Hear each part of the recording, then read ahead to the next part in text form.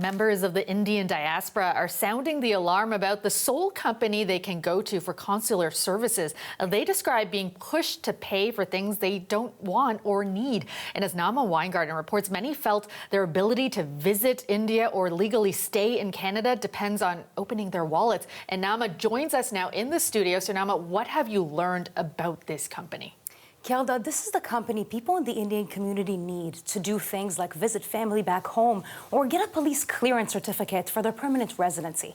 They have no choice but to go to BLS International. It's the sole provider, the Indian consulate, contracted in Canada for these services. The company has an F rating at the Better Business Bureau and an online petition from angry clients that was signed by thousands of people demanding better service.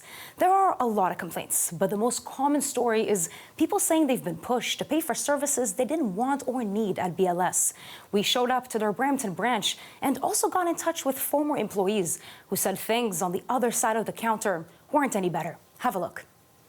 It's 8:52 a.m. and those waiting outside BLS International in Brampton say the line started long ago. So they just sent our application back just because of a simple house address mistake, and they replied to us like after 1 month through an email.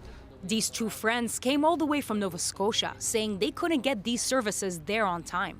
Naribjit Singh lost his documents in a fire, and his student visa is about to expire.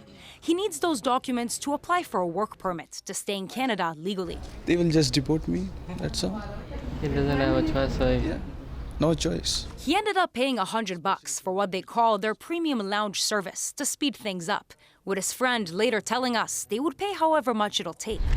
Something Shivam Nera wouldn't budge on when he went to their Toronto location for a police clearance certificate and stood in line hoping to get in, again and again. I came here for like 3 to 4 times for that, because their appointment system doesn't work up and the officials doesn't really help you out. He says they would point out a different mistake on his forms every time that could be as small as a missing comma, all while the deadline for his PR application was 2 weeks away. They want to push you for that service. Just pay them $100, get your work done, and that's it.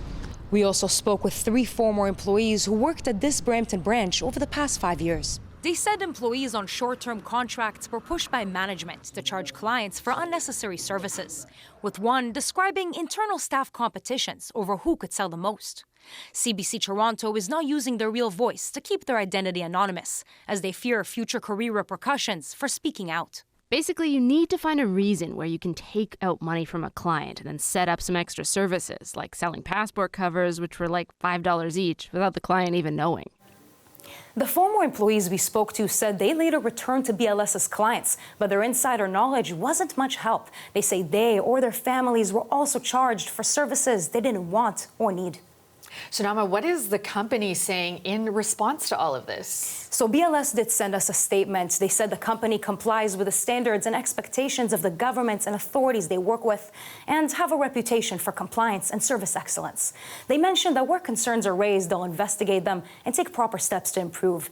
And for its part, the Consulate General of India in Toronto said BLS was selected through, quote, a competitive bidding process, and that it's also committed to prompt, efficient service. People have complained to the consulate about BLS, but as far as we know, those complaints didn't result in meaningful change. And in the meantime, it is unclear what, if anything, Canadian authorities can do. Federal and provincial immigration officials said because it's a private company contracted by India, it's all outside their jurisdiction. Kelda? All right, thanks so much, Nama. Our Nama Weingarten reporting tonight.